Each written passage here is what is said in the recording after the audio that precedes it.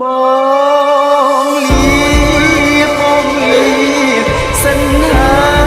យសូមស្រងត្រានត្រាយកុំកើតទឹកឡាយណាកែនួនល្អជាតិខ្មែរត្រូវថែឲ្យល្អមកមកមិនអាចប៉ុនបងឆ្លងអន្តធម្មបតៃ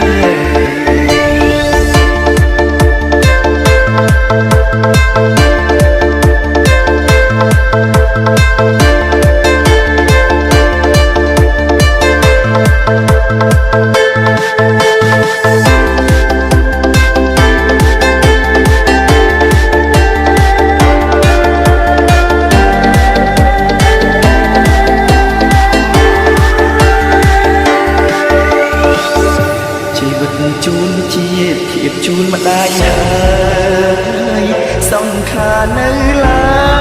យតស៊ូលំខ្សែពលីជីវិតកាពីទឹកដីដេញខ្មាំងចង់រាយពុនពងប្រហាបើសិនបងស្លាប់ព្រោះរឿងជាតិ